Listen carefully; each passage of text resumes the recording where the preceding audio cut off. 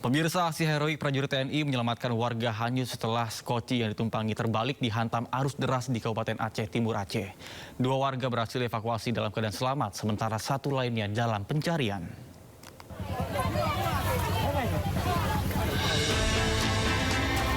Beginilah detik-detik aksi penyelamatan yang dilakukan prajurit TNI dari Batalion Infanteri TP 853 Bawah Rejibur.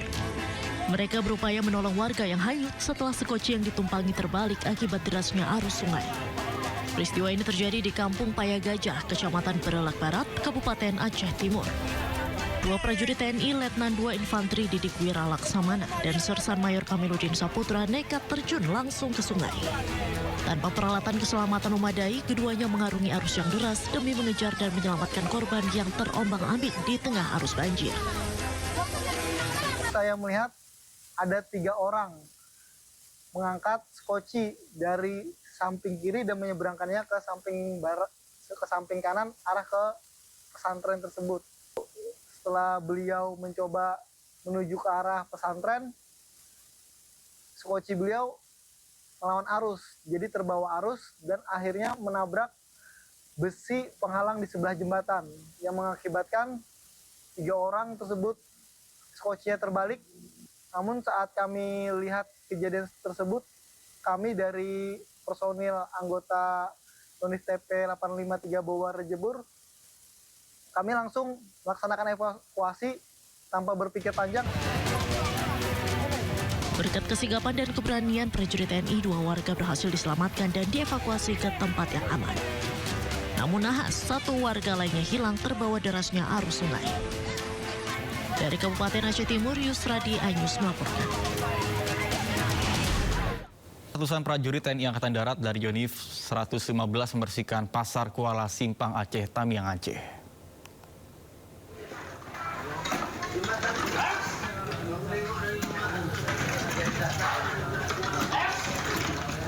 Pembersihan Pasar Kuala Simpang Aceh Tamiang difokuskan pada lapak pedagang saluran drainase serta area umum pasar yang dipenuhi lumpur dan sisa material banjir. Kehadiran prajurit TNI Angkatan Darat di tengah kegiatan pembersihan memberikan semangat dan rasa aman bagi para pedagang. Kegiatan ini diharapkan dapat membantu percepatan pemulihan aktivitas masyarakat pasca bencana banjir bandang yang melanda Aceh Tamiang pada akhir November lalu. Pasar sebagai pusat perekonomian rakyat memiliki peran strategis dalam mendukung kehidupan masyarakat sehingga pemulihannya menjadi prioritas utama pasca bencana.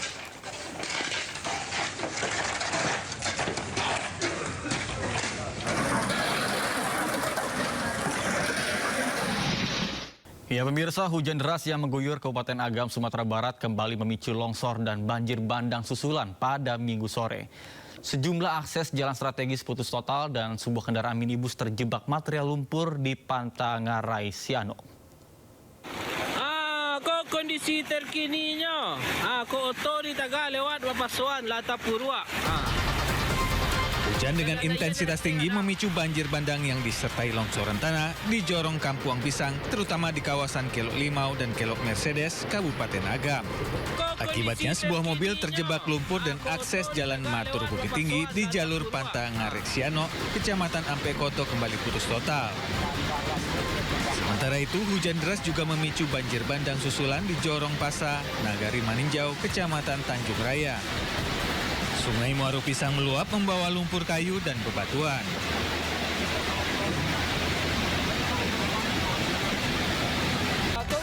Akibatnya, akses jalan Lubuk Basung Maninjau kembali putus total.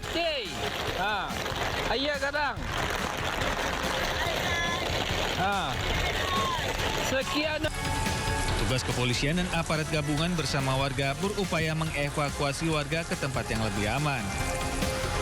Kawasan ini diketahui sudah 4 kali diterjang galodo atau banjir bandang berlumpur sejak akhir November lalu. Hingga Minggu sore, proses pembersihan material longsor masih dilakukan tim gabungan dibantu 2 unit alat berat. Warga diminta tetap waspada karena banjir bandang dapat kembali terjadi. Dari Agam, Sumatera Barat, Wahyu Sikumbang, iNews melaporkan. Pemirsa, gempa bumi berkekuatan magnitudo 4,6 dan 4,7 mengguncang Kabupaten Agam, Sumatera Barat. Akibat gempa, sejumlah rumah milik warga rusak.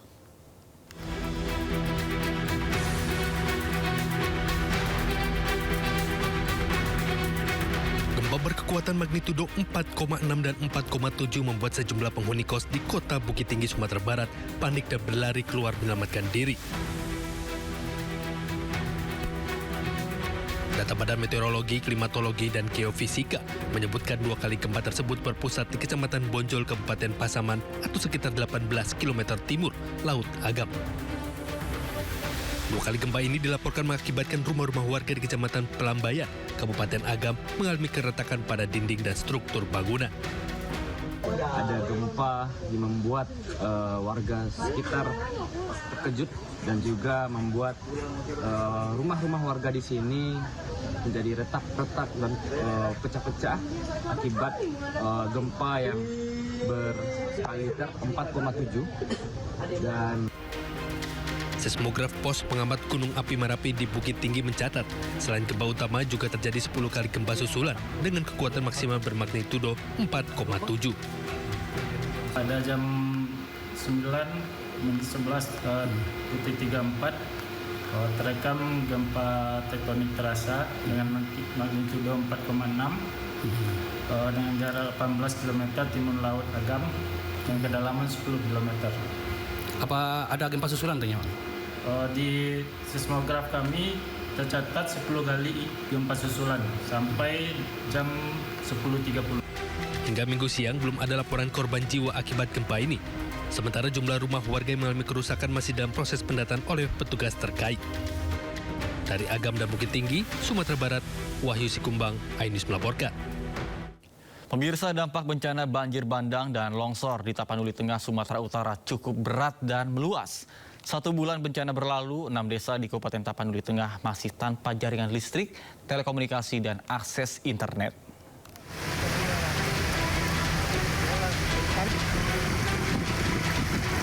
Enam desa di Kabupaten Tapanuli Tengah, Sumatera Utara masih terisolir akibat bencana banjir bandang dan longsor. Jaringan listrik, telekomunikasi, dan akses internet masih terputus di desa Parsingkaman, Naga Timbul, Sibiobio, Siologo, Tapian Nauli Saur Manggita, dan Said Nihuta Kalangan 2. Bupati Tapanuli Tengah Masinton Pasaribu mengatakan alat berat menjadi fokus utama dalam upaya percepatan pemulihan khususnya untuk membuka akses jalan yang terputus. Kita akan tentukan nanti mana yang desa yang harus bisa kita relokasi di antara itu. Karena memang medannya juga curam, dalam kondisi normal aja akses ke desa tersebut juga sangat sulit. Sementara jumlah korban meninggal dunia akibat bencana banjir dan longsor di Tapanuli Tengah mencapai 133 orang. Dari Tapanuli Tengah, Sumatera Utara, Sukriyadi, iNews melaporkan. Pemirsa, pasca bencana banjir bandang dan tanah longsor di Sumatera, Abdul Muhari, Kepala Pusat Data Informasi Komunikasi Kebencanaan BNPB, menyampaikan bahwa ada penambahan 1.140 korban per 28 Desember 2025. Hari ini jumlah total korban jiwa rekapitulasi dari 3 provinsi itu menjadi 1.140 jiwa. Upaya pencarian masih diteruskan, tetapi tentu saja kita harapkan ini sudah menuju titik akhir. Meskipun demikian masih ada 163 nama yang dinyatakan masih hilang, dilaporkan masih dalam daftar pencarian. Ini tentu saja masih akan terus dilakukan pencarian hingga nanti kita bisa menekan angka korban hilang ini sekecil mungkin. Warga terdampak yang saat ini masih mengungsi terus berkurang, tetapi tentu saja ini merepresentasikan bahwa ada dari warga terdampak yang sebelumnya mungkin mengungsi di titik-titik pengungsian yang tersebar, ini mulai kembali ke rumah masing-masing atau rumah kerabat, rumah saudara yang nantinya juga akan kita dukung dengan dana tunggu hunian. Total pengungsi saat ini 399.172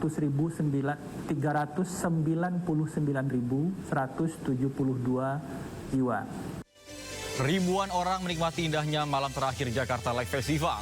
Informasinya usai jeda berikut, tetap bersama kami di Sindo Today. Sementara itu pemirsa, kobaran api juga membakar gedung Sarinah Jakarta, diduga berawal dari reklame gedung.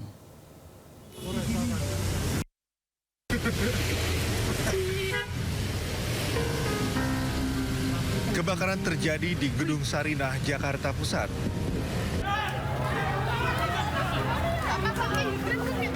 Kebakaran terjadi sekitar pukul 21:15 menit. Terlihat kebakaran membuat sejumlah pengunjung panik. Api membesar diduga berasal dari papan reklame yang berada di kawasan pusat perbelanjaan ini. Terlihat sejumlah mobil pemadam kebakaran di kawasan Gedung Sarinah. Belum ada informasi resmi terkait penyebab pasti kebakaran ini.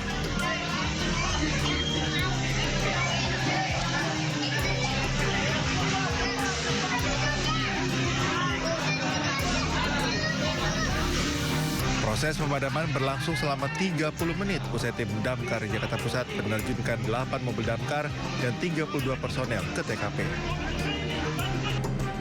Penyebab kebakaran masih dalam proses penyelidikan pihak kepolisian.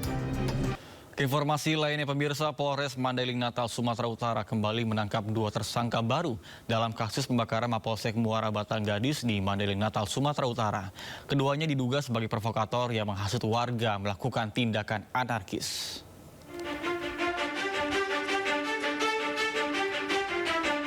Polisi menangkap 2 tersangka dalam kasus pembakaran Mapolsek Muara Batanggadis di 2 tempat berbeda.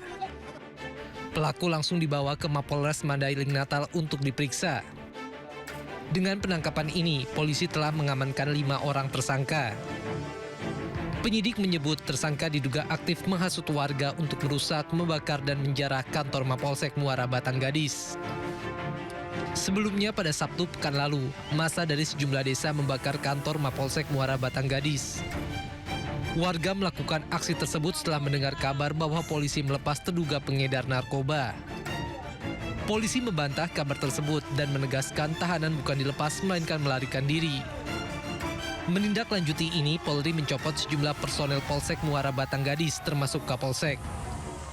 Terhadap piket malam itu, ya, ada 3 personil, semuanya dilakukan pendalaman dan saat ini untuk sementara mulai dari Kapolsek dan personil dilakukan penggantian sementara. Hingga kini polisi masih memburu pelaku lain yang jumlahnya diperkirakan mencapai puluhan orang. Dari Mandailing Natal, Sumatera Utara, Ahmad Hussein Lubis, iNews melaporkan. Mirsa, pelatih Valencia dan 3 anaknya belum ditemukan dalam insiden kapal tenggelam di Labuan Bajo, Nusa Tenggara Timur. Tim SAR gabungan terus melakukan pencarian korban.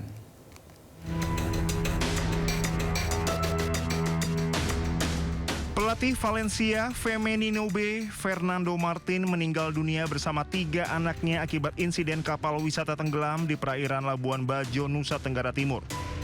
Sebuah tragedi yang mengguncang dunia sepak bola Spanyol dan Indonesia. Kabar duka tersebut dikonfirmasi langsung oleh Valencia melalui pernyataan resmi klub. Insiden maut tersebut merenggut nyawa Fernando Martin dan ketiga anaknya yang sedang berwisata di kawasan Taman Nasional Komodo. Tragedi bermula dari kecelakaan kapal wisata Putri Sakinah yang mengalami mati mesin sebelum akhirnya tenggelam di Selat Pulau Padar, kawasan Taman Nasional Komodo, Kabupaten Manggarai Barat, NTT. Kapal wisata tersebut tengah berlayar dari Pulau Komodo menuju Pulau Padar. Di dalam kapal terdapat 11 orang, terdiri dari 6 wisatawan asal Spanyol, 4 kru kapal, dan 1 pemandu wisata. Sebagian penumpang termasuk istri dan 1 anak Fernando berhasil dievakuasi oleh tim penyelamat. Sedangkan Fernando dan 3 anaknya yang lain dinyatakan hilang.